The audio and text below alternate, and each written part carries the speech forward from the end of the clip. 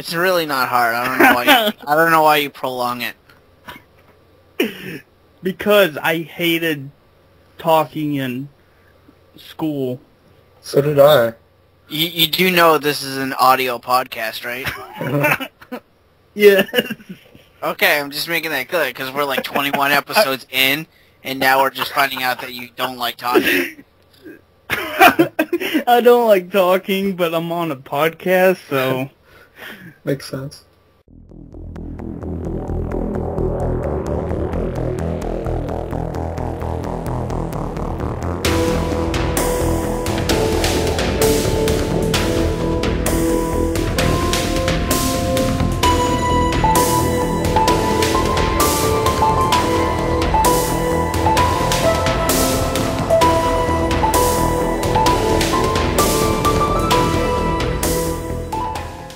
Hey guys, welcome back to another episode of the Press Start Podcast. This is episode 21, and I am one of your co-hosts, Quick Freeze 4. Don't worry, I'll handle the bad guys.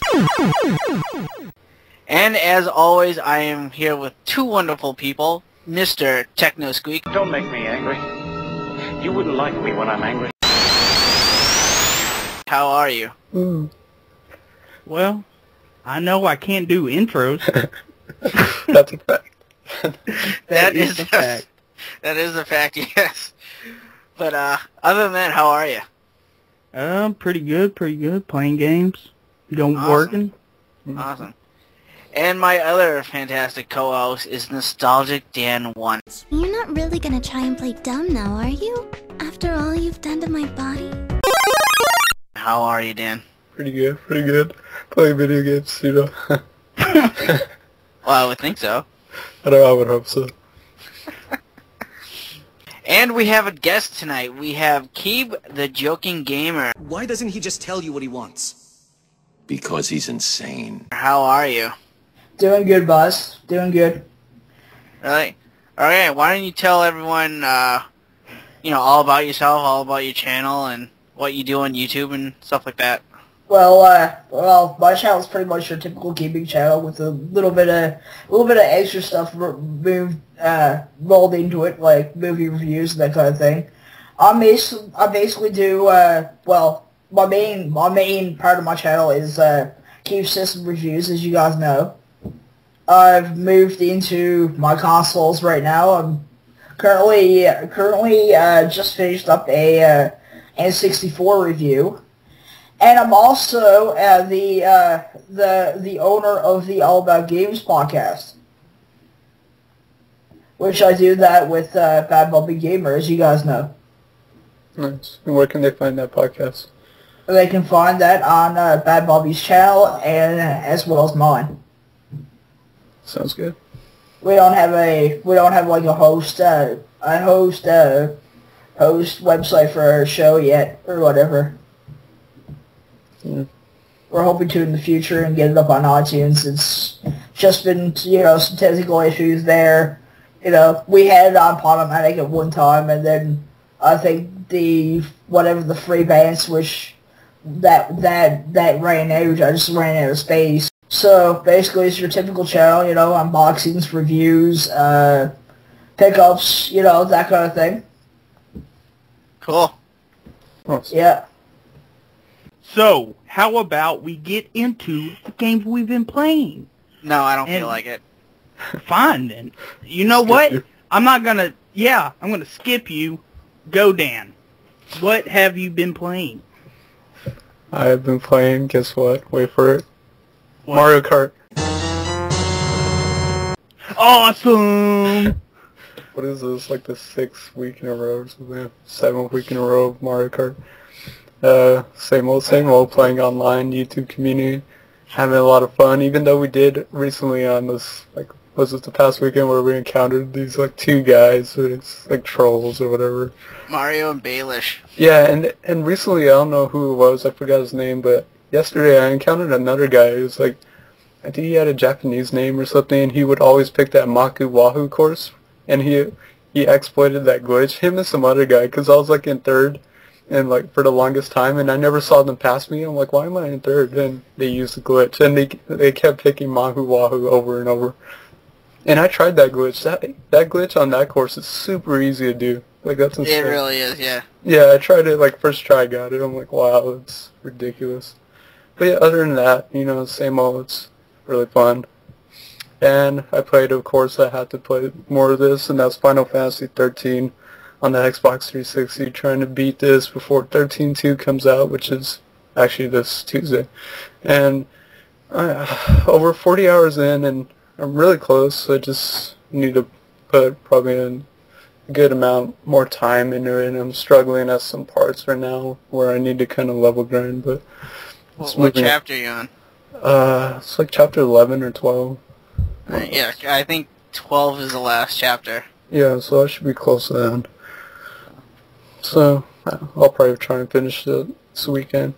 And I played a little bit more Red Dead Redemption on the 360, which I just love. I mean, classic Wild West, you know, kind of Grand Theft Auto-like, but not really. It's way more refined.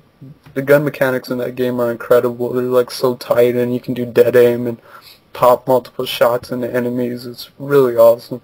And I love the Wild West vibe. It's just an awesome game. And this is a new game I actually recently picked up that I did a little mystery unboxing. And if you haven't watched that video, it would be a spoiler. But I picked up their homebrew Genesis game, Pierre Solar, which is a turn-based RPG. This is a game that was in production for quite a while, since 2004, and got released in 2010. It's made by a company called Watermelon, and they did an incredible presentation with the actual game itself. Absolutely beautiful. And it's got an awesome orchestrated soundtrack. So far, I want to say I put maybe 3 to 4 hours. I left off where I'm in the desert town, the oasis town. And I'm steadily progressing. I beat the first boss, no problem. I beat him first try. And I really enjoy the turn-based battle system. Works really awesome. It's pretty simple too, but I love it. Love the character design. The game looks incredible. The music is awesome. So I'm really happy they reprinted this game. It's so awesome to finally get my hands on this game. And a little bit of Neo Geo Pocket Color Love. I played more SNK vs. Capcom Match of the Millennium. And I tried out the Olympics on there, where they have some like mini games, some actually really cool mini games on there. One's like on the SNK side, one's like a arcade shooter, and then on the Capcom side they have like a music rhythm game, which was really awesome. I mean, that game's so awesome for a little fighter. It's got so much depth. It's got tons of modes for like a little handheld fighter. It's a really impressive game. That's definitely a must-own for the system. And a little bit of Puzzle Link 2 on the Neo Geo Pocket Color, which is a fun, quirky little puzzle game, really simplistic but really addictive. A little bit more Sonic the Hedgehog Pocket Adventure. And the cool thing about this one, I didn't know it, like I got game over, and it actually saves the data, which is pretty cool, so you can like select particular worlds and play exact levels over and over, so that's actually really cool. And yesterday on Steam I started up a little bit of this game, and it's called Saria, which I think I got from the Indie Gala bundle. But this is basically a puzzle platformer, point and click kind of adventure like that. And it's actually really enjoyable. It is kind of like mystery solving, and you have to take photographs in the game to kind of like solve some puzzles in the environment, but really enjoyable, and you explore the universe, and it seems really interesting so far. Visually it kind of looks like a kind of cheap game, but it's actually pretty solid. And just recently, before we started recording, I popped in a really awesome GBA game, and that's Super Dodgeball Advance. This is a game published by Atlas, and it's a really fun game. It's like a simple dodgeball game, but it's got the like arcadey style, like River City Ransom, and really enjoyable. So I highly recommend that. And who wants to go next? Today I actually, see, back in the day, whenever I first got my Wii, I was, you know, a hacker, or I still am. And if you know how to, you can buy like an external hard drive and, you know, hook it up in the back of your Wii, you know, USB, and just have and download the games. And one of the games that I had on that hard drive was Muramasa, the Demon Blade, and played the shit out of that. It's awesome. And then, I just stopped playing my Wii and then just used my external hard drive for my computer, and then I bought Muramasa off Amazon for like $9.99 and did the one day ship thing, UPS, and played some of that today. And yeah, it's badass. I didn't erase my save file from when I played it back then, so I still have my save file, which is badass. So, have you played it, Dan? Oh yes, I played. I almost beat it. I should go back to finish it because I'm really close at the end where I left off. But I played a lot of it. It's an awesome action 2D side scroller hack and slash made by Vanillaware. So it has the same art style as Odin Sphere, which is another awesome game. And it's an incredible game. I don't know why that game's so cheap. It deserves a lot better praise than what it got. So if you haven't checked that out on the Wii, you should do so. Or I think recently there was rumors that they were going to bring that game over with Odin Sphere or something, where they were going to bring it to Xbox Live and PSN. So keep an eye out for that. Sweet. Yeah, I like the how your swords could break. Yeah. And you have to you have multiple swords, so you have to switch between them and stuff like that. Yeah. And I've been practicing up on some Mortal Kombat 9 on the PS3. And playing some Road Rash on the Sega Genesis. Nice. And some Castlevania Bloodlines. Ooh. Oh yeah. I love that game. That game, it rocks. And some Sonic 2. Yeah. Some Grandia 2. Pretty much the same as last week. And played some Cybernator. Have you guys played that? It was released on the Super Nintendo. But I have it for the Wii. It's... The game is one of those games that when you played it as a kid, you thought it was badass because it's a mech game. It's it's a side-scrolling mech game where you shoot shit. You shoot turrets, and it's it has what do you call it? Shoot 'em up levels in it too. Yeah. But the problem is the controls.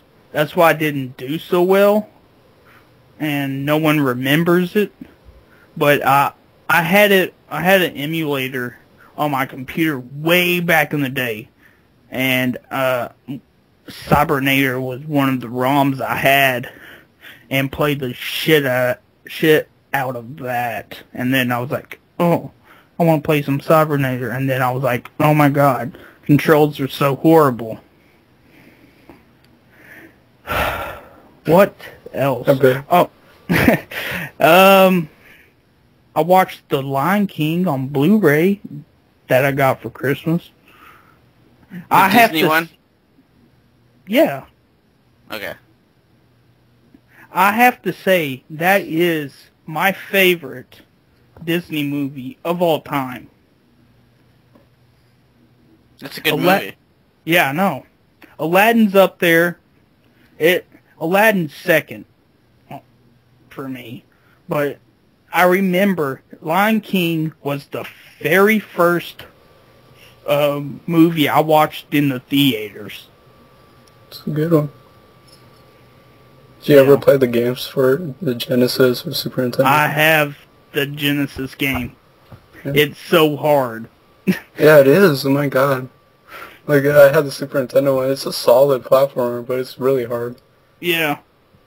And then I played some Paper Mario, the Thousand Year Door. Oh yeah. And some Zelda Majora's Mask, because I bought the strategy guide because I totally forgot everything. And played some Metroid Prime Trilogy, or actually just played the first game. But yeah, and isn't that like $60 now? The Metroid Prime Trilogy for the Wii? Yeah, yeah. That's worth. I think it's like 80 or something. Yeah, it's like 70 to 80, and depending if it's brand new, it gets like more than $100. Yeah, like I found there was like one copy left at Walmart whenever it was still being sold, or it was like the week before Nintendo pulled it, and I found it. I was like, oh yeah, and got it, and yeah. So, quick freeze.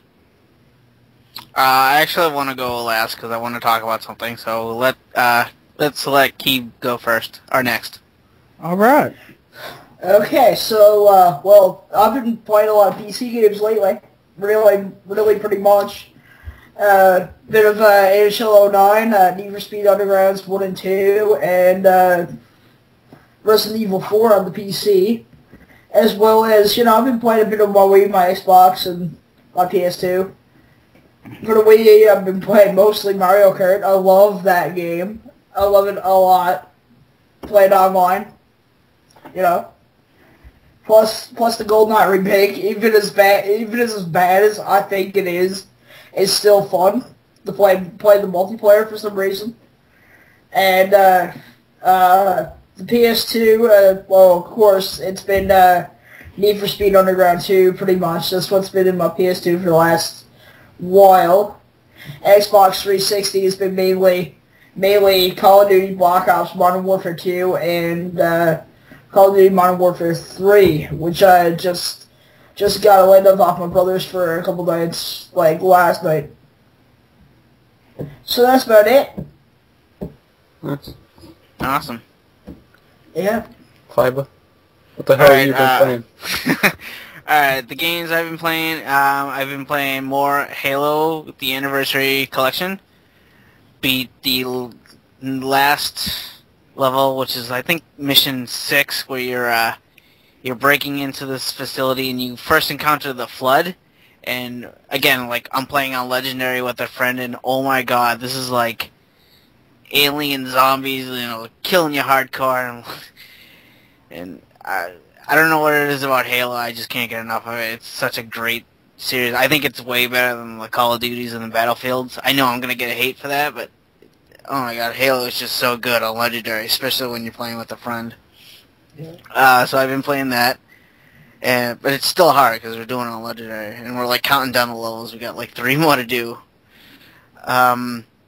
I've been playing more Harvest Moon on the 3DS, and I just bought a cow and a chicken, and I'm like so happy. I know, I really am. I'm like, it's so like stupid, but I am so happy, and I named them after Pokemon. I named my cow Miltank, and I named my chicken Torchic. Yeah. So, but it's weird because you're only allowed like 6 letters to name them. So instead of Torchic, my chicken is actually like Torchy. Torchy. That sounds cool. And instead of Miltank, it's Miltan because I can't put the K. So, but it's just so funny. Like I was like, oh, I got a cow and I got a chicken. This is so fucking cool. Yeah, it's so rewarding in those games when you finally like build a barn and get your animals, like your first animals. I didn't think they would be that expensive. The chicken was like $800. I'm like, are you kidding me? Jeez, man. It's not an ordinary chicken. Well, if this chicken actually breathed fire, then yeah, I could probably pay $800. But or laid golden eggs. Possibly. That's cool. But yeah. So I got the chicken and the cow, and I'm like super happy. But the last game I've been playing, still for the last 8-9 weeks, I've been playing Mario Kart 7 for Wow. the 3DS. Wow, I never would have guessed that. I know, I've been playing this game forever, but and I actually just checked my activity log, and I got 147 hours put into this game. Jeez. And I got about 13,000 coins, so I'm like almost there to the golden cart. That's like my main goal right now, is just to get the golden cart. But last 2-3 days ago, I was actually playing with Pete Dorr, and this is kind of what I wanted to like talk to you guys about. He told me something about the YouTube community. You know how you get like points when you race? Well, did you guys know that they expire after 30 days? This sounds right. Oh, you've heard about this? I heard of something like that where they kind of reset after a certain amount of time. Okay, well, yeah, well, that's what happens. I think it was like last week I was complaining that I lost 300 points. Well, that's why. After 30 days, you lose those points. Yeah, it's kind of lame, but... Yeah, well... It's probably because they're trying to be fair, you know, to get up in the rankings. But that's what I think. But is it even punishment, like, all the way throughout? Like, does everyone in the community lose the same amount of points? No, it's not the same amount of points. Like, say, like you, Dan, you raced one day and you only got, like, maybe 10 points. 30 days from now, you would lose those 10 points. But, you know, say, like, another day you got 50 points. 30 days later from that day, you would lose those 50 points. It's not always a set number. I don't understand. So, like, I always lose whatever I made in that month? Yeah, so every time... So after like 30 days, you would lose points of receiving those points. So, like, if you're someone who plays, like, every single day, 30 days from now, you would lose points. It's weird. I don't know why they would do that. I know, like... It's kind of lame for people who play every day. Like I've been playing every day. Like, my points are like almost to 3,000. Same with Holly and Pete and Sinister Moon. So, like, if we don't play every day, like, especially after 30 days, we could go down to like 0 points. You know, at the bare bottom of the community. I don't think it would drop that much. Well, it depends. After the 30 days of receiving all those points, you'll eventually get down there. Yeah, but didn't you say you only lose whatever you, like, earned in that 30 days?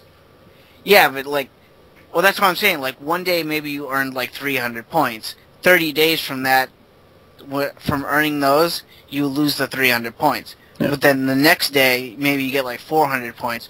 30 days from that day where you receive those 400 points, you will lose those. So within 2 days, you would lose 700 points. I don't understand this. Me neither. It's stupidly weird. It's weird, but like I could see how it's being fair to like everyone who's just starting out in the YouTube community for those to catch up, but it's really lame to the people who've been playing like every single day. Yeah. But yeah, and I actually put this on like my Facebook, you know, just to let everyone know about this, and I actually got a comment from somebody, and he wrote like, check your blanking manual, and this is kind of what I want to talk to you guys about. Have you guys ever checked the manual for pretty much any game? Because I've checked the manual for Mario Kart 7, and it says nothing about the 30-day thing. No, I never looked at that. It's just Mario Kart. I'm like, what do I need to know? Yeah, no. Well, that's kind of what I want to get into, like, for general discussion. Like, do people ever check manuals now? Because basically manuals have gone, like, they're non-existent anymore. Well, they're non-existent and they're really cheap now. Like, they'll give you 8 pages and it'll be in black and white, flimsy, and tell you really nothing. But it depends how in-depth some games are. Like, some games will be thicker because they're more complicated, but the info is not really necessary because a lot of games have tutorials to start you off and they kind of teach you the basics. And you know, most people hop online real quick and try to find like their answer to a question, but I don't remember the last time I looked at a like modern manual. Yeah. Yeah, like honestly, when I picked up Mario Kart, I never even looked at the manual. I just popped in the game and instantly started playing, and I learned how to play the game while playing the game. Yeah. And when I actually got that comment on my Facebook, check your manual, you know, obviously for the 30-day thing, which was not in there. But like, I checked the manual, and all it is just this fold-out, you know, piece of paper. It's I did check it. I remember. Like, I remember the fold-out. I was it's confused. just like, I'm like, it's not even a book. Yeah. So, like, the only games that I know that come with manual now are the ones that, you know, are made by Atlas and stuff. Well, like, they all come with manuals, but those are, like, the manuals I check. Like, I'll look at those manuals, but the only reason I look at them is because they're actually nice and full of color and really highly detailed. So that's the only time I actually look at manuals. If it's, like, an RPG from, like, Xseed or Nisa or Atlas, they do them really beautiful. Do you think you would check the manual more for other, like, say, like, Mario Kart 7? Would you check that manual, though, if it actually came with one? Well, no. Well, like, it's just Mario Kart. Like, it's the same game I played forever. I assume all the controls are the same, and, you know. Alright, well, especially after the DS one, I mean, not much has changed. This one just feels the same. Well, okay. Well, how about, like, another game? Well, I don't know. Like, the only time I would check is if I was probably really confused with, like, controls for, like, a game. But, like I said, most games usually have tutorials to teach you controls, so. I don't know. I just found it really interesting that, you know, someone told me to check the manual about this 30-day thing, and obviously that wasn't in there. But that's why it got me thinking, like, do people actually check manuals anymore? And from what you are telling me, they don't. And I would have to agree with that. Yeah. And like I said, I'm having a hard time remembering the last time I checked the manual for actual info. And I can't think of anything. The only time I'm checking a manual would be, for a fighting game. Well, that's interesting you brought that up, because you and I both got Mortal Kombat 9 for the Xbox and PS3. Have you looked at that manual? Actually I have, just to see what it, I mean, I didn't check. There's nothing in there. Yeah, but, like, I look anyways just to see what's in there. Like, I checked see if they had the fatality list in there, and they didn't. But like, I checked King of Fighters 13 because that was the first. Well, not my first King of Fighters, but one I actually bought and play, because it was very confusing to me, because it's a lot different than any other fighter. Because you gotta, like, to do like a move, you gotta, like, back, forward, down, back, down, forward, you know, to do like a special. And, you know, like Marvel vs. Capcom's like a one button special. Yeah. But what do you think, Keeb? Well, you know, for me, since probably the early '90s, I probably haven't started look. I probably haven't ever looked at a manual. I mean, since the N64 days. I mean, unless, like I said, unless it's something like Final Fantasy or something like that, because I know Square Enix really does a really good job on their manuals. Usually, there's some really nice in-game artwork there, or whatever like that. You know what I mean?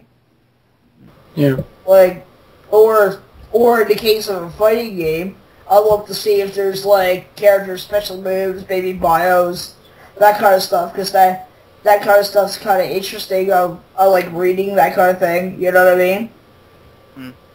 Right? But other than that, a manual is pretty much, for me, a waste of space. It's pretty much, I consider it a waste of paper, really. Yeah.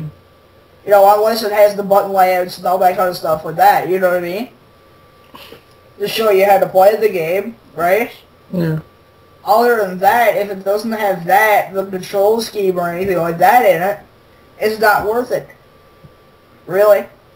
Yeah, which is kind of interesting, like, now that you bring this up, because now it's like a counter-argument. It's like, because people like to complain, like, oh, manuals today are so flimsy and cheap, you know, they're all black and white, they're like 10 pages, but it's like, okay, now that we all kind of agree that we don't use the manuals, it's like, now you can kind of understand why they do that. It's like, because some companies have that in their mind, like, these people aren't going to look at it, or this game is super self-explanatory, they should know how to play this game, like a Mario Kart or something.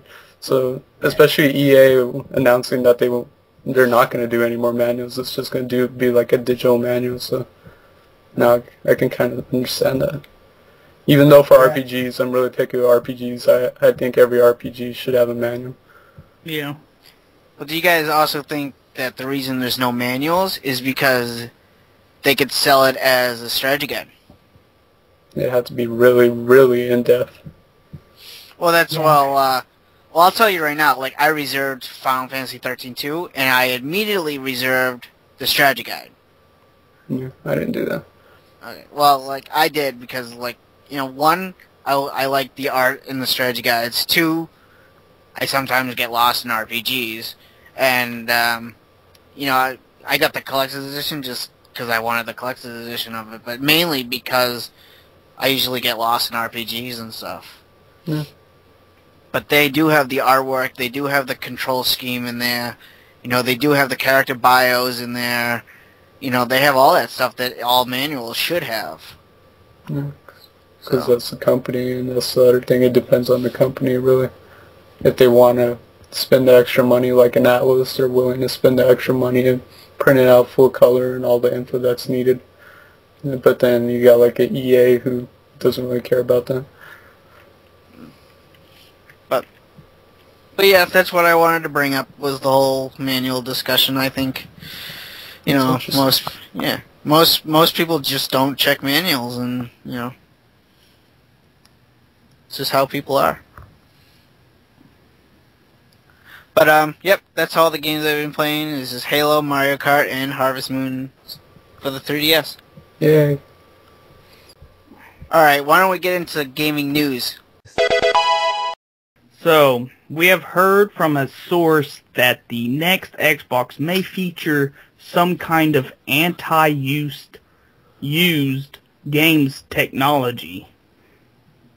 When you first read that, your first instinct was probably to think it's either bullshit or the worst idea a video game company has ever had. In fact, if it ends up being correct, it makes total sense. Why? Over the past year, we've seen developers, publishers, and then even platform holders like Sony embrace the idea of an online pass. Like Sony has said, you know, a while back that every game that they do will have an online pass, and a concept designed to either prevent game trade-ins or get more money out of those skipping new purchases. It's a movement that, as time goes on, will only pick up steam, and now that nearly all major publishers are on board with the idea in one form or another, the next logical step is to embed the practice in gaming hardware. So, what do you guys think? I've heard about this, and I don't know, kind of sucks, but we've already seen this kind of happen. I guess they're getting inspired from companies like Capcom and whatnot on trying to prevent used sales. So they're gonna do it. Like, I guarantee you, all companies would love to do it because it means more money for them. But I think this is slowly the step towards, draining out maybe physical copies in general. We're slowly starting to see that progression, which is inevitable, sadly. But yeah, I heard that, and it sucks. Because you save a lot of money, let's face it. If you want to buy used, you save a lot of money sometimes. Like, you could save, 10, 15, 20 bucks. Like, like a game would be new, 60, and then maybe it's like 40 bucks used somewhere else. That's pretty significant, Yeah. Yeah. And people want that option too, so. Yeah, now, if it is true, people that do buy, used games, I mean, we all do, one form or another, we're going to have to wait and, wait for the price to go down to whatever we want it, want the price to be. Yeah. Yeah, you're forced to buy new. I know hurt companies like GameStop. Sure, yep. GameStop will be pretty pissed. Yep. But you know what they'll do is GameStop will probably just stop carrying their products anymore. Yeah. Just like kind of like how the Sega pissed off Walmart and Kmart and all that, with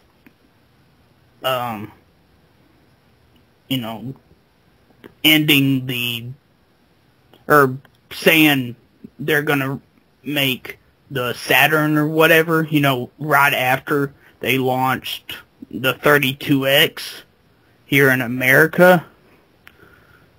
But, yeah, I don't know. I probably won't have a next-gen system, till, I don't know. I'll probably buy the Wii U, though. Just to see, what it's like.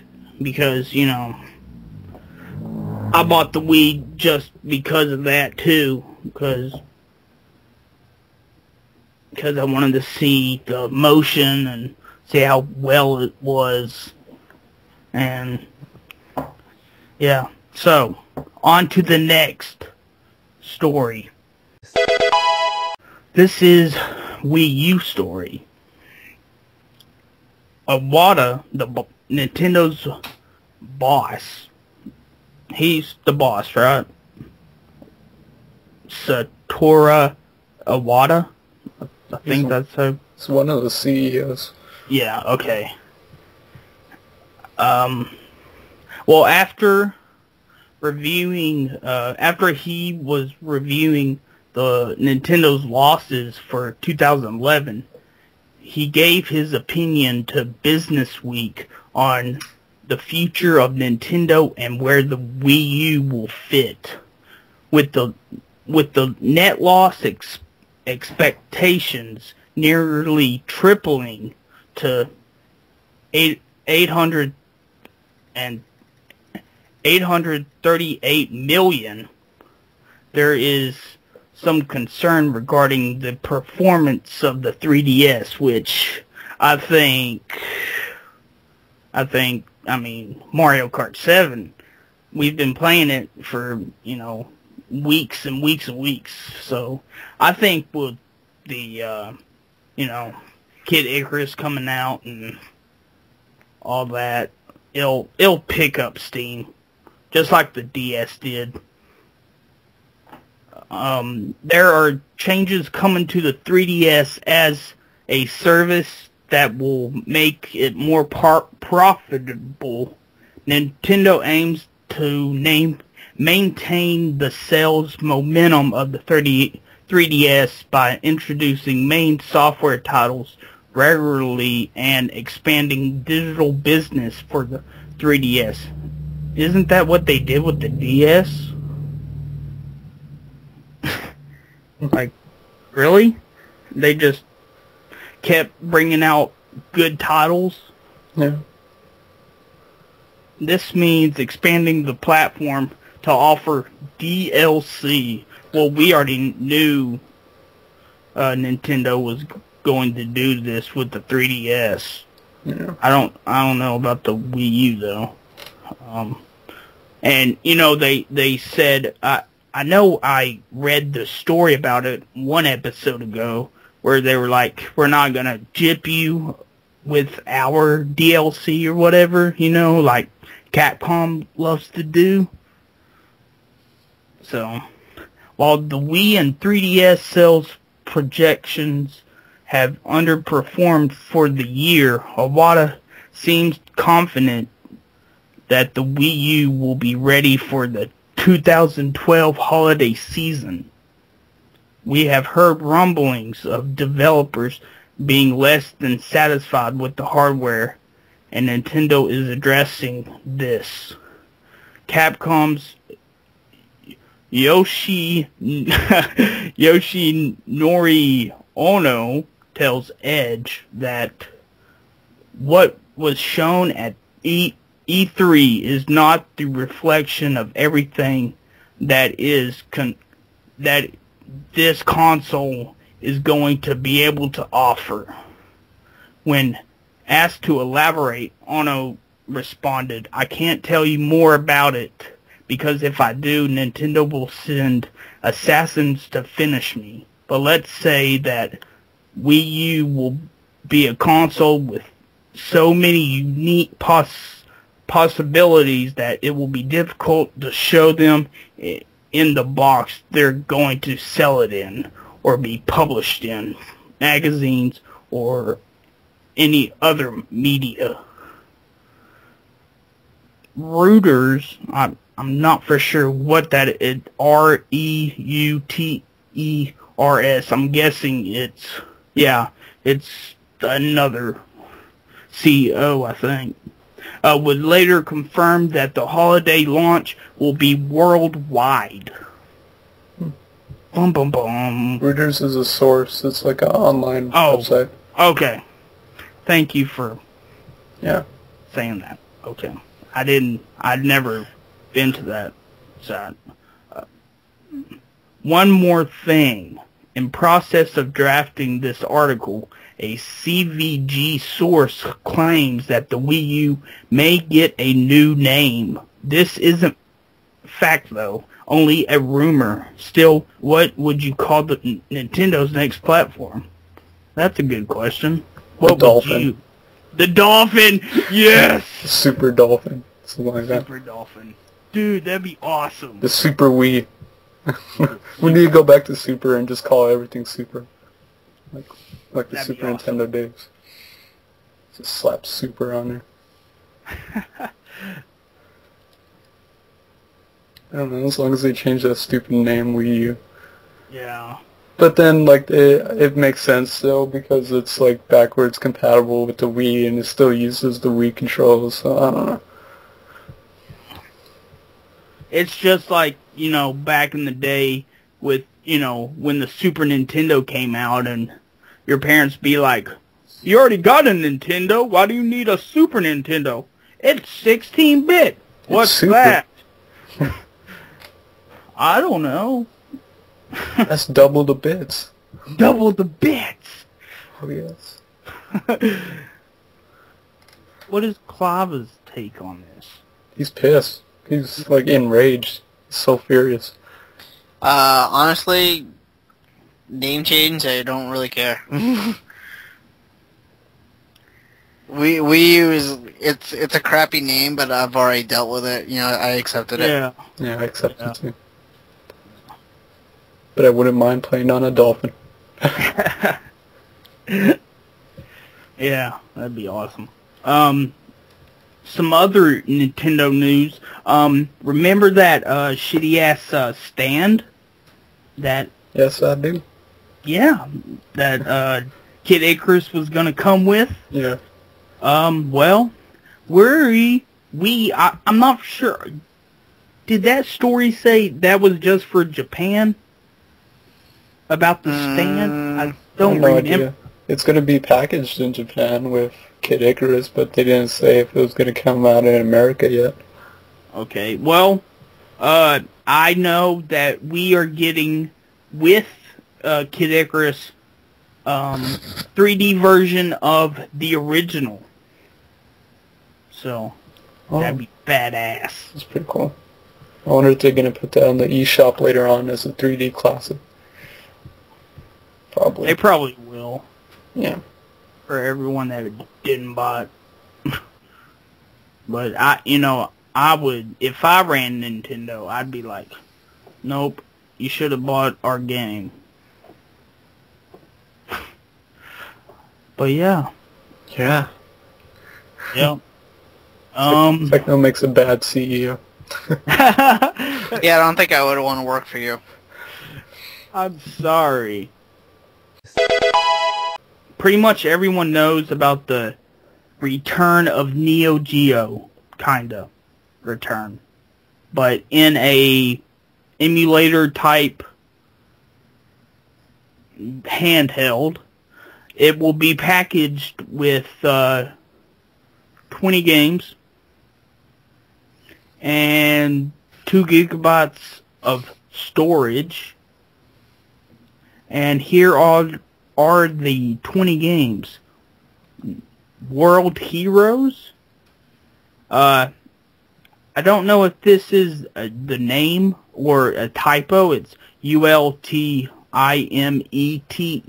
11. I thought they typed like Ultimate, because I've never played a Neo Geo, so except for like Fatal Fury. Mm-hmm. There's Top Players Golf, Sengoku, Nam 1975, Mutation Nation, Last Resort,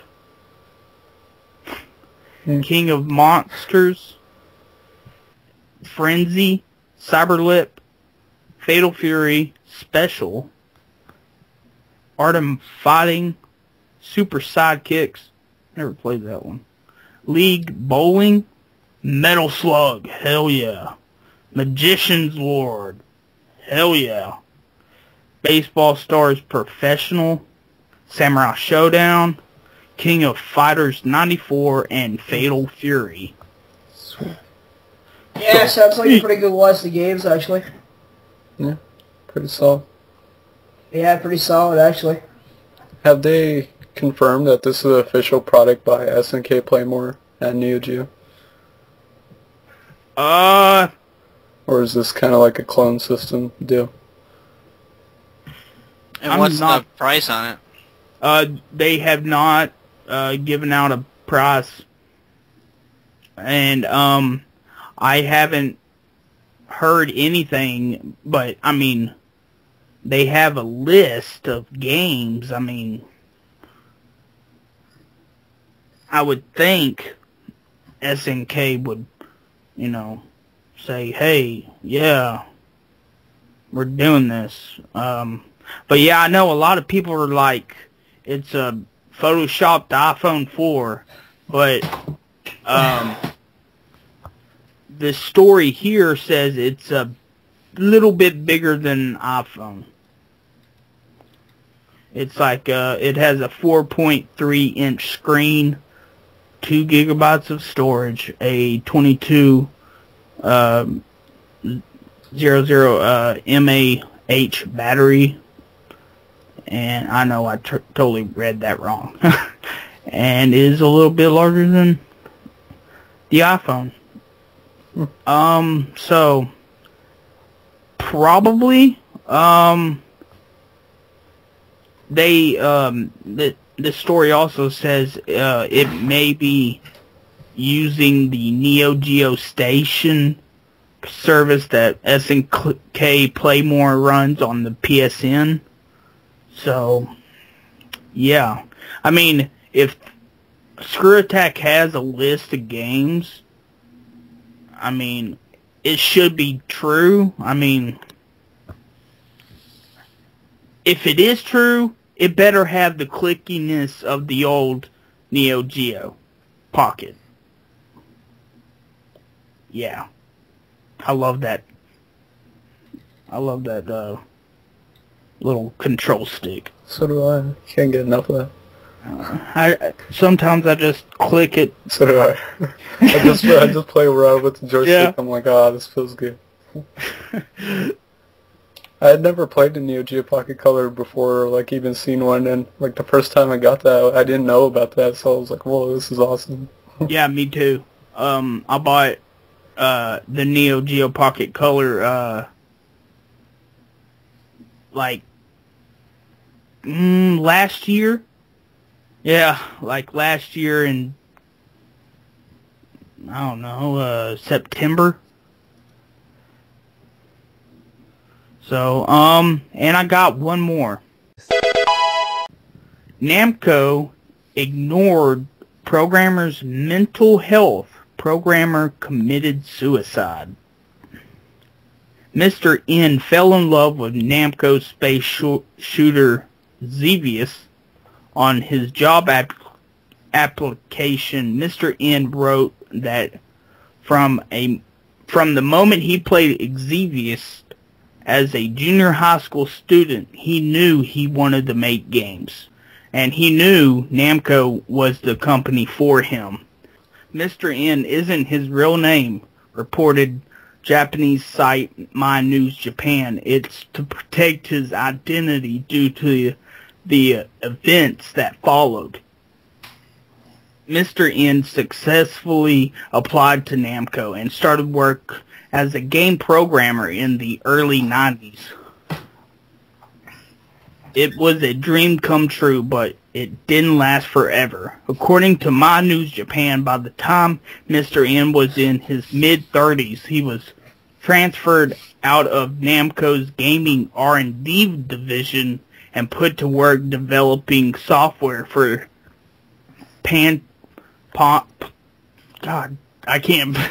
Paunchy slot machines. Is that how you pronounce that? It's pretty much like Pachinko. Yeah, pachinko. Yeah. Japanese. They're Japanese slot machines. Pachinko slot machines are similar to slot machines, but feature skill stops, buttons, and you press to make the spinning reel stop. Namco puts characters from games like Tekken in the LCD animations features on the pachinko slot machines. Mr. N, who joined Namco to make video games, apparently started suffering from depression. Repeatedly, he asked for a transfer out of the pachinko slot division. His physician even put in requests. Namco, however, apparently refused these requests, and 9 months after the transfer, Mr. N committed suicide. Namco initially stated that it had fulfilled its safety obligations, but Mr. N's family ultimately took Namco to court last summer and won. According to My News Japan last month, Namco settled out of court. The tragic event underscores not just how Namco or the Japanese gaming industry ignore mental health, but also how Japanese companies so often move their employees around like pawns on a chessboard, with little to no regard to how those moves impact them. Very, very sad. Sounds good. Yeah. Yep. Very sad. Especially for a big Namco Bandai fan like myself. Yeah. I mean, they're by far, for me, probably one of my favorite developers.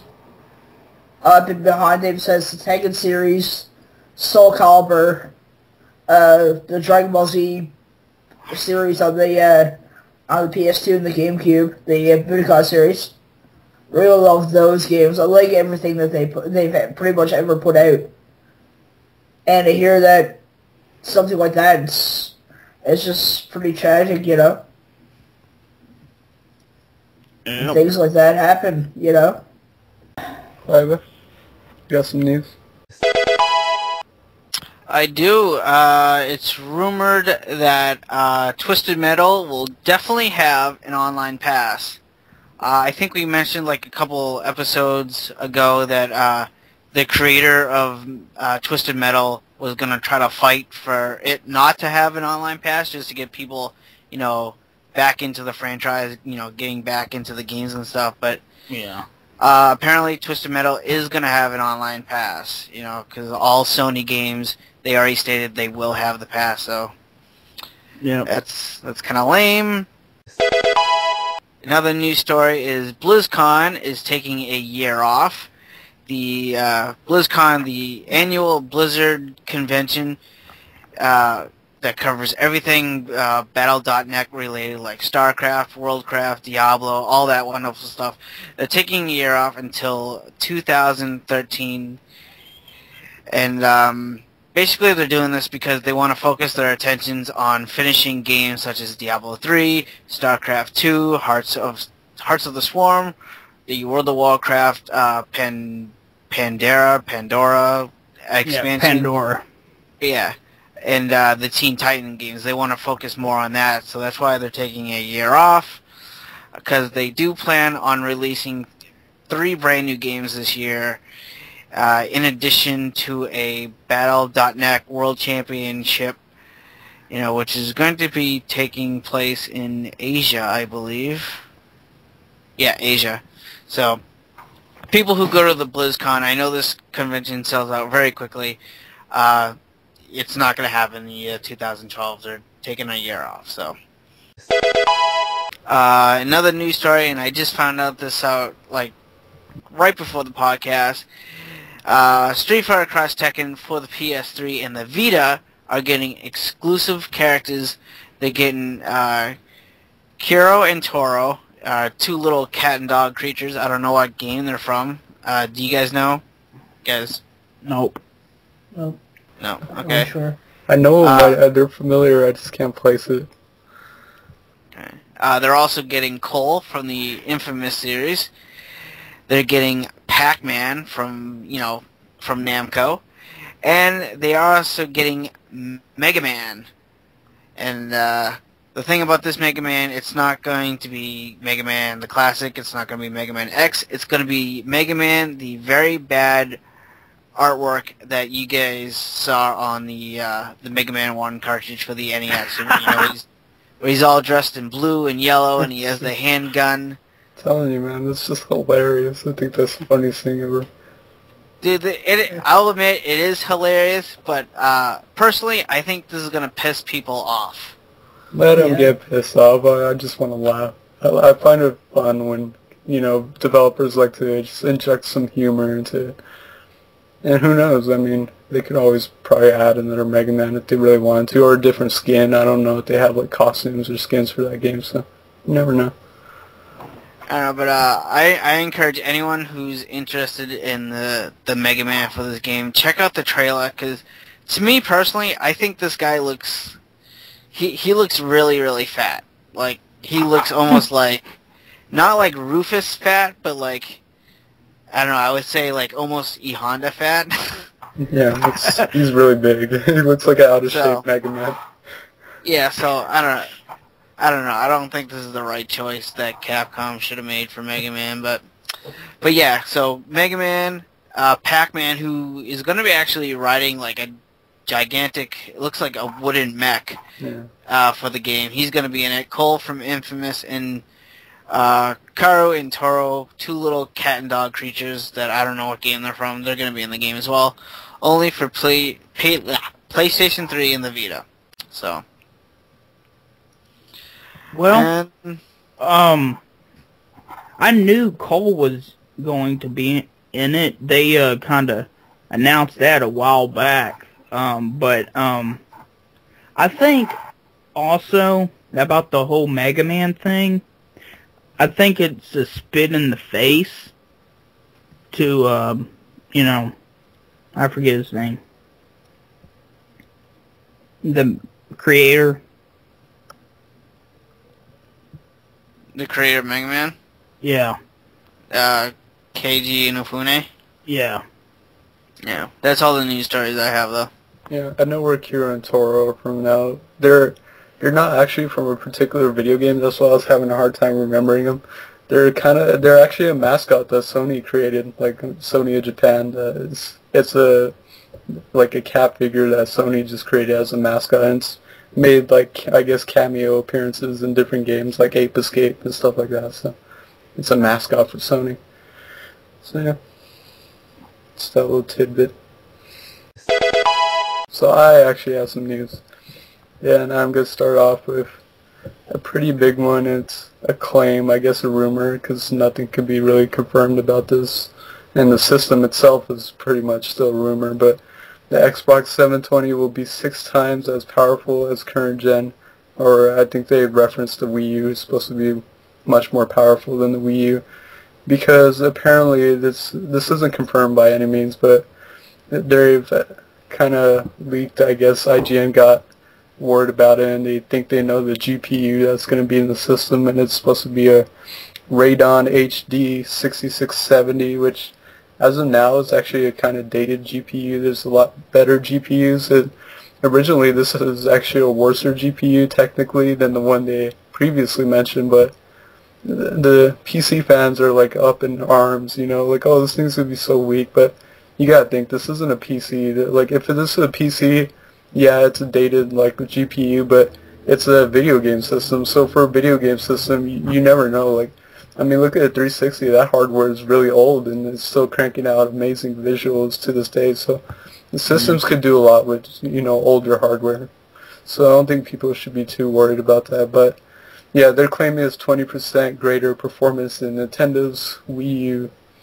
And also the other news was that apparently this new Xbox is supposed to come next year, like fall 2013, so it's actually pretty soon, so we'll see if we see anything about this new system at E3. But, do you know what it's going to be called at all? Right now they're just calling it Xbox 720, because like it's up, you know, 360, the rotations of degrees, which would make sense, but yeah, we'll see. I heard it's supposed to have like a Blu-ray player in it too. Yeah, it's supposed to run on. That's another thing. It's supposed to run on like Blu-ray technology, and like Techno said, it's supposed to try and phase out used game sales by having some sort of lockout chip, probably. But it's supposed to be like running on the newest version of DirectX and stuff like that. So, and it's supposed to output in, I guess, 3D. So if you have a 3D TV, you can do that. 1080p, same stuff. So we'll see about that. I'm curious about the console, but I really don't see how much better it gets, honestly. You know, I think I'm probably going to be boycotting Microsoft for this upcoming gen, and probably Sony. I think I'll be just getting the Wii U personally. Yeah, because as I am a Nintendo fanboy, so I think I'll be just sticking with Nintendo, and that's it. Yeah, like, the Wii U offers something unique, which is why Nintendo always keeps, you know, progressing, like, and they keep constantly selling more. They offer something unique where, you know, if these consoles come out, they're pretty much going to do the same thing that, you know, the dated software, I guess the quote-unquote dated software, like the PS3 and 360, you're going to do the exact same thing. They're going to offer the same media. They're going to play the games that look maybe a little bit better, like a, you know, super powered up PC on like max settings, but you know that to someone like me who doesn't have like a high performance PC, I'm not really gonna notice the difference. If I put in 1080p, it's gonna probably look the same. So, you know, I'm not excited, but we'll see. Curious. I'm always curious. And the other news this is also Xbox related, but it's a rumor, and that Microsoft points are supposed to be phased out of Xbox Live. It says that Microsoft could abolish Microsoft points in favor of something less stupid and more responsible, real money, as they say it. This is coming from Destructoid, so obviously the writing's a little different, but according to several sources speaking to Inside Mobile Apps, a number of mobile developers have been told to expect the change and plan their game updates around it.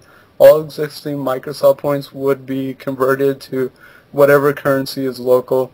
Although Microsoft points are used on Xbox Live, Windows Phone, and Zune, cash alternatives had been introduced over the years. You can buy items using real money on Zooms and phones, and even Xbox Live uses it in a few instances. It would make sense to get rid of the monopoly money entirely at this point. Still, it's just a rumor for now, so... I mean, it makes sense. The Microsoft points have always been confusing. We're like, oh, this is only 400 points, but it's actually $5. So it kind of makes things seem cheaper than they actually are, but you're paying the same. Yeah. It gets confusing after a while. And the good thing about money... Why don't they just do what Sony does and release the, I think they have the 20, 50, and whatever dollar cards. Why don't they just do that? Yeah, that's what they're going to... Release those prepaid cards, right, with a set amount, like they're doing with the Microsoft points, right? Yeah, that's kind of what they're switching to. You know, actual monetary, prepaid, cards, right? Yeah, that's kind of what they're trying to get rid of and switch to. And the good thing is, like, if they add, like, a debit card, kind of like a PSN, you pay for what you buy, so you're not necessarily tied down. So here's the flaw with Microsoft points. You're forced to buy in certain increments. So say I only need maybe 80 more points. I already have some points on my account. I only need 80 more points to buy a specific game. Well, I need to buy the cheapest format, which is $5, and that's going to give me 400 points. I don't need all that. So now I'll just be able to, buy directly. So if it's $7, I pay $7. If it's $9, I pay $9. So no more kind of like, I guess, swindling more money out of people, I guess. And it's just going to be so much more simpler. Yeah. It will, too, trust me. Like, Yeah. It'd be a lot less confusing. I see the way Sony got their layout is, like, everything has a cash cost value, right? Yeah. And they have the 20, I think the 20, 50, and I think it's $30 cards or something like that, whatever, Yeah, and if you have your card on your account, you can just pay whatever the exact amount is. So, yeah. You can use credit cards for that, right? Yeah. So a good change, a welcome change for Microsoft. Yeah. And that's actually all my news. So I guess that wraps up news unless there's any the biggest news that I've got recently is that the sofa bill is not going to be passed for the recent timing anyway. They pulled it out. I think they're going to be doing some reviewing on it or something like that, or it's completely dead in the water as far as I know. I just got this recently off of GameSpot.com, and so that's all the news that I have. Yeah, originally I just heard like they pushed SOPA hearing back to February so they could think about it more, as they said. Yeah. But now I don't want to bring they brought up this new thing, and it's called ACTA, and I really hate to talk about this, but if it's not one thing, it's another, as the saying goes. And this bill is more of like a global kind of treaty, which apparently about 40 countries have been working on for years now, secretly, with like some other these rich billionaires who are probably just with dirty money and just trying to get this treaty to get out there finally. And it's a global kind of like SOPA bill, like I guess you could think of it. It's like a global censorship, but it's to, as they say, it's to stop counterfeiting in general. So counterfeiting would be like illegal downloading and stuff like that. So that falls under it, And it's the same thing, one infringing link like to copyrighted material, they can have the site taken down. But this also affects even further, so it affects like pharmaceuticals. So you might not even be able to buy like Tylenol or stuff like that if it's like an off-brand. Like off-brand Tylenols will probably be gone, and it's supposed to affect like the farming industry, where apparently farmers wouldn't be able to buy certain seeds for some reason because they're like counterfeit or whatever. So yeah, if you haven't heard of ACTA, it's ACTA. You can look it up. I hate to be the bearer of bad news, but I hate to see more stuff like this pop up. Yeah, I can see what you mean. Yeah. Like, I hate anything that's gonna threaten YouTube in the long run. Yeah. Because I'd hate to see YouTube go. I really enjoy what I do on there, and for me, it would be probably a detrimental blow because I'd lose my only hobby. You know what I mean? Yeah. Besides gaming, right? Yeah. Yeah. Yeah. I just like the internet as it is, man. I don't want them to start meddling with Twitter and stuff like this. I mean, because all these sites have really great things. I mean, Twitter's responsible for the uprising in Egypt and all that. That wouldn't have happened if it wasn't for Twitter. So these sites do wonderful things, and the internet's awesome, like freedom of speech, and this obviously affects freedom of speech. But not only that, like they start removing a bunch of sites, the whole like stability and security of the internet is going to decrease drastically, which is what I'm worried about. So, yeah. Enough of this. I'm tired of this. But yeah, that's pretty sad. So actually, I have a topic, and since I don't know if we want to bring this up now, but I actually did play something else, and it was the Resident Evil Revelations demo on the 3DS. Oh, I played that. Yes. Yeah. So I guess we can have a discussion about this. And I said I wanted to try it out because this is a Resident Evil game I was interested in. I didn't care about Mercenaries when that came out. I was like, whatever. This was the one I was really interested in. And got the demo, and like I said, I had this natural tendency, like, just to go in game settings, like, right away. That's, like, usually the first thing I do when I pop in a new game. Go to game settings, see what I can tweak, just to see what I can do in there. I'm glad I did this for this demo, because then there's a 3D option where you can change the 3D effects. So you can have on normal, strong, and very strong. So of course I switched it to very strong. Played the game on max 3D, put this 3D slider all the way, and holy crap, it is the most amazing 3D I've hands down ever seen on the system. Like literally, I just kind of like stopped there for a minute, like staring at the screen, like nothing's happening. I'm like, goosebumps. I have goosebumps. I'm like, I cannot believe this right now. Like, is this real? Like, I just kept saying that. I'm like, this can't be real. Like, wow, this is unbelievable. Like, I was just blown away. It's incredible how strong and how beautiful the game looks. It's like I said, it's kind of like the game that really showcases the 3DS's potential. Like, really none of these games that have come out so far for the 3DS, they're not using the hardware all the way to its limit. They're using like maybe, 10, 20, 30% of the hardware's capability. This game is using like all that capability. It's incredible. But as a Resident Evil game, it's shifted back to more of its roots, so it's more of like a survival horror. Feels really good. You have to kind of solve some environmental puzzles, so like you have to find specific items to progress in the game, and it's got the classic stop and shoot mechanic like Resident Evil games have. And yeah, like I admit, like the first time there was an enemy, like I had a hard time figuring out how to shoot. Like I'm like, okay, how do I shoot in this game? I press the trigger, so I'm like, okay, that brings up my gun in first person. But I'm like, how do I fire now? And it's the weirdest thing. They mapped the shooting to Y, but I don't know. It's kind of weird, but you get used to it after a while. I kind of got used to it, but I heard they're gonna have more control schemes later on, like different setups. But yeah, from what I played, the actual gameplay, it feels really good. The controls, it moves really well with that, analog stick, and I'm really thoroughly impressed. The level design looks great. The enemies are, creepy, and there's some like pop-out scares here and there. Like, it just feels so good. It feels like a classic Resident Evil game, and I really thoroughly enjoyed what I played. I was shocked. Like, I didn't think I'd like this game that much, but I really want to get this game. Can't wait for it to come out. So, Clive, you played it. What do you think?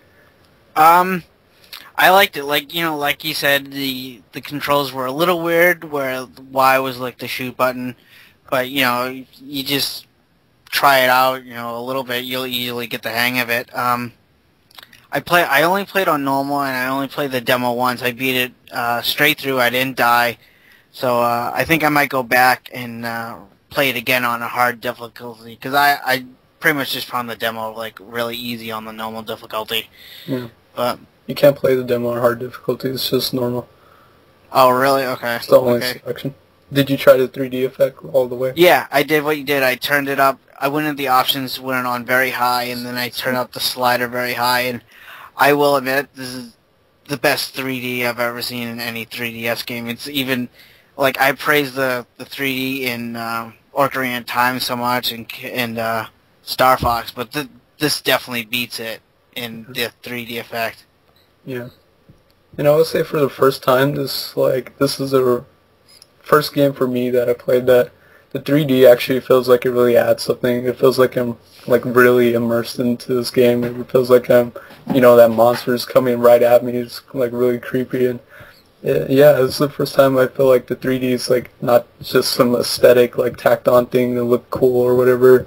It actually has like a more immersive effect. So that's what I really liked about that. And I can't wait to see future games. Like that's what got me really excited. Like I can't even begin to imagine like all the other games they could do, like RPGs, if they could do this like this strong. Like the possibilities are limitless, and it's so awesome to see how strong this handheld really is. It's the first time we know how powerful this little system is, and I'm absolutely blown away with what the 3DS can do. Yeah, so are you getting it? You're getting the Resident Evil game? Not right away, but eventually I will buy it for sure. Like this is a 3DS game I'm most excited for out of like any other 3DS titles coming out for a while. Yeah, I'm with you. I'm not buying it day one, but I do want to get it. Techno, what'd you think about the Resident Evil Revelations demo? Well, I put the 3D on very strong, just like you guys, and I have to say I was blown away. I was like, I gotta get this game when it comes out. I'm very, like,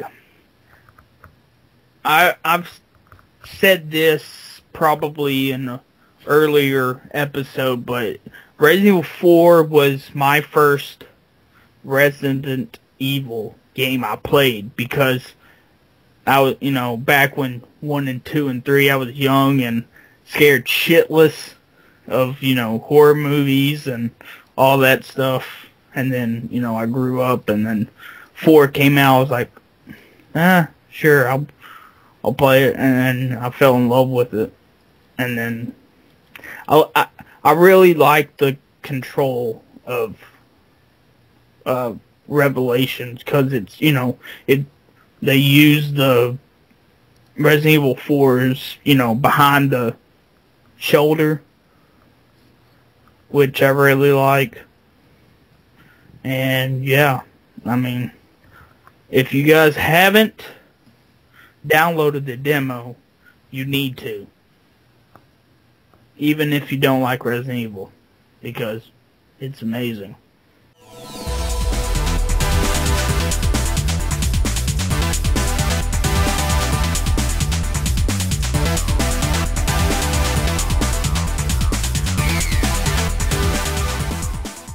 So, it is time for a shout out. And I want to shout out Kawaii Princess 01. Her videos are awesome. And she does the Gamer Habit videos, like her newest one, number 6, is take a deep breath. And that's like, when your character goes underwater, you take in a deep breath and act like that character. I have did that sometimes. When I was younger, though. Not much whenever, now. But yeah, she's awesome. She has a great channel. Yeah, so she's very in-depth. I mean, like, yeah, there's a contradiction with female gamers. Like, there's a lot of questionable female gamers who are just popular for, some people would say looks, but she's really incredibly in-depth with, like, her reviews. She's very intuitive. She's very intellectual about it. She does all kinds of videos. She does, like, current release reviews that she calls in, where she reviews current games that come out. She does the gamer habits, which are actually really cool. And it's kind of like a blog style, but it's really good, and I love her channel. Yeah. Definitely check her out. Check her out. Or else I will smash your kneecaps to like nothing with my Nintendo Wii. Sounds good. Very nice. Well done. Yeah! Thumbs up. I'm doing a thumbs up. You can't see. Thumbs up. Digital thumbs up. High five. Digital high five. Explosions. Explosions everywhere! That was funny when you said that. Sounds good. So, is it question time? Techno's gonna lead us in. I think it is. Let me check my watch. Yeah, I don't have my watch. It's question time! Yeah. Sounds good. And we only got 2 questions in this week. And the first one is from Mikey's Monarch. And he asks, I was wondering if you had one day to live, what game would you play on your last day? It could be any game that you don't own or any that you do own. So, it's a tough question. I mean, yeah, we could think of a lot better stuff we would want to do on our last day on Earth, but if I had to play video games, it's a tough question. I don't know. I think for me, I just probably want to play some, like, Mario Brothers 3 and all that to feel nostalgic and feel like a kid again. Feel like a kid again, be happy. I'm always playing those games with a big smile on my face. I always, like, even when I'm, like, sad or kind of down, I'll pop those games in. They just cheer me up. It just reminds me of simpler times. So, probably that. Mario Brothers, the original Mario Brothers, and Mario Brothers 3. What about you guys? See, I'd have to go with Mario 64. Guys, it's Mario, and it's on my favorite console. That's hands down. I'd have to go with that. That's a good one.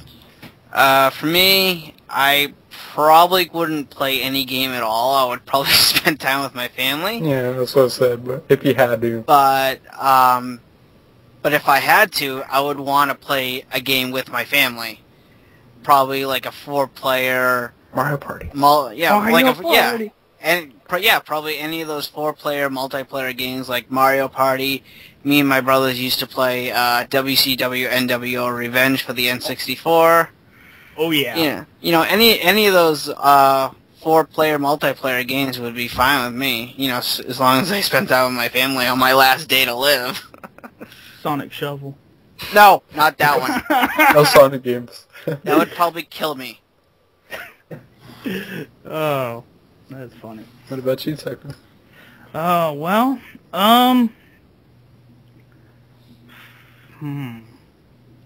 Now, if I was alive, or when I was going to die, but my grandma was still alive, or I mean, she still is, but if, you know, the day that, or the day after, or day before I die, and she was still alive, I'd probably pick, Zelda 1, because she knows where everything's at in that game. I don't know how. And probably beat the second quest as well. Sounds good. Our next question comes from Sinister Moon, and he asks, a console that you've always wanted that you still don't have. I think we answered this question before or something like this, but... Maybe. Yeah, it was something like this, but it sounds familiar, but... I'm gonna go with the NES because I'm currently pushing for a full North American release run of Nintendo consoles. I am dang close. I only need that one system. And I will have every Nintendo console released to date. With the exception of the handhelds. Sounds good. For me, I think I said this, like, well, I would say like a Sega CD or Sega Saturn, but those are pretty easy to get. So, I guess for me, the console I've always wanted is like a TurboGrafx 16 or like a PC Engine, one of those. Because there's a lot of really awesome games on there. It's 16-bit, so I love the 16-bit era. And no one I knew had any of those consoles, so I've never like played a TurboGrafx in real life or nothing. So, yeah. What about you, Clive? Probably same as you, the TurboGrafx 16. I still want one, but I search eBay every now and then, but they're just really high in price. So. Yeah. Techno. Well, God, this is a hard one. It'd probably be, a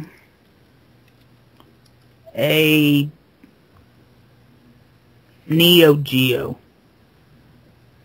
Yeah, that's a good choice. That's one I really want to. The AES. Yeah. I mean, I'll take an MVS too. There's only like one actual prototype that some company made. It's called CMVS, and it's really expensive. It's like $600, $700 for a console-wise. It's like all wood grain. It's made out of like all wood, and it's like it comes in different colors. But yeah, some company finally made like a actual, you know, console that you can buy that works with Neo Geo controllers, and but you can put the MVS cards and just plug them in like a normal cartridge. But it's expensive. Well, yeah, but there's a lot of people that do that. Yeah, but this is the actual console. Some people just get the boards and just play them like that. Well, yeah, I've seen people make like actual consoles. Yeah. Like I saw talking about, you know, consoles that weren't, you know, consoles, but I saw someone put a video, or there was a video on YouTube where someone put a Sega CD, a Sega Genesis, and Sega 32X all in one. Yeah. That's people though. I'm talking about like this is the first time that you can actually buy one of these. Like it's mass produced. It's a company making them. Okay. So this is like the first time you just go on their website and bam, you have a consoleized MVS. It's a production kind of thing. Okay. Yeah. That's a good choice, so. Because that system is really pricey. Yep. Sounds good. I guess that just about does it for questions. Yay. Yeah. Definitely submit some more questions, guys. We like answering guys, questions. I'm gonna pose my own question to three now. I would like to kind of know what your take is on the clone systems, like the Retron 3, the Retro Duo, and those systems. I don't own any of them. They're fine with me. I actually have a FC Twin, and that's what I actually play my NES and Super Nintendo games on, so I actually like it. Yeah, I think it's good for people who, like, you know, maybe they can't afford or just don't know how to go about getting, like, the actual hardware. It's good for them. Like, if they have the games lying around but not the system anymore, it's really handy. But for me, I don't plan on owning a clone system. I just play my games on actual hardware. Yeah, it's because I post that now because my Super Nintendo just like gave out, right? And I know it's gonna cost me like probably about $65 to get a new one, and I'm just looking at that as perhaps a a little bit of a cheap alternative, right? Yeah. And it's really cool when they have, like, when you're capable of playing, like, multiple systems. So, like, there's some that are, like, NES, Super Nintendo, Genesis, all in one. And that's really cool. And sometimes, in some cases, like, I don't know, like, some people have their systems tucked away. They're hard to get to. It's just a, easy way. One system pretty much does it all. So. Yeah. But then you got to be careful too with some clone systems because some of them don't run particular games like properly. Like some games will run kind of poor on certain systems. So you really got to shop around for a good clone system. Yeah. What about you, Techno? You haven't said anything. Well, I don't know. Because like you said, some games won't play on the clone systems. Like I do know, Gamester did a video about one of them. I forget what it's called, but I think he did say, or I read somewhere that Castlevania 3 won't work on most of the clone systems. So, and I love Castlevania, and Castlevania 3 is one of my favorites. Probably third favorite. Yeah. So, yeah. Definitely submit some more questions. Because it's our favorite segment. It really is. People, when they come up with creative questions, it makes for good talk. So, yeah. So that's about it, you guys. That's episode 21. Wow. Time flies by. Way to be enthusiastic, guys. Come on. I'm losing my voice. It's hard to be enthusiastic. Yeah. Yay! There you go. There you go. Woo! Yeah, I'm losing my voice. Woo! Alright, so we'd like to thank Keeb the Joking Gamer for being on today's episode. Yep. Thank you very much, guys. It's been an interesting evening, and I'm welcoming you guys onto my podcast anytime you guys want to. I'm just gonna throw that out there. So anyway, you guys can let me know. We'll set something up for the next episode or whatever. Yeah, why don't you plug your channel and your podcast one more time?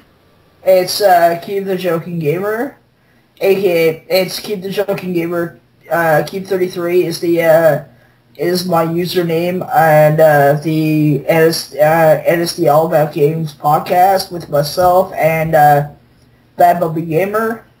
So anyway, guys, thanks for having me on, and I'll see you guys sometime soon. Where can our fine listeners find you, Dan? Our listeners can find me at youtube.com/nostalgicdan1. You'll find all of my latest videos. I cover a wide range of videos. I'm really random, so definitely check me out there. I also have a Twitter page, which I do update a lot with gaming-related stuff, and that's Nostalgic Dan on Twitter. I have a Facebook page. If you search Nostalgic Dan, you can like my Facebook page there, which I do update pretty regularly. And you can also follow me on twitch.tv/nostalgicdan, where you can watch me play some random games and just come in and chat with some awesome gamers and have a good fun time. So that is where our listeners can find me. What about you, Clive? Well, they can find me on YouTube as QuickFreeze4, and that's the number 4. You could also find me on Facebook. If you search for Quick Freeze's Game Room, you can like me on there. I do updates on my videos and, what we're doing for the Press Start podcast. So, yeah, that's where you can find me. What about you, Techno? Where can they find you? Well, they can find me at youtube.com/MrTechnoSqueek. It's 2 E's, not E and an A, like most people would think. And I'm on Twitter. It's same thing. So yeah, if you want to follow me there, you can. That's it for me. Sweet. And for you guys listening to this podcast, obviously you could find us on YouTube as Press Start Pod. You can find us on iTunes if you search for Press Start Podcast. And you can find us on the AverageGamershow.com. We have episodes on there put up by Cody, Don Raiden, and you can actually listen to them there, or you can download them as well. And if you guys have any future questions for any future episodes, you can email us at pressstartpod@gmail.com, and we will answer them for the next available episode. of course, that is pretty much episode 21, and I'd like to thank all the listeners for listening to this episode. Say bye, everyone. Bye, everyone. Bye, guys. Bye. I'll miss you. Alright. I'll miss you all. I love you, Dan. I love you too, Techno. That's so sweet. Aw.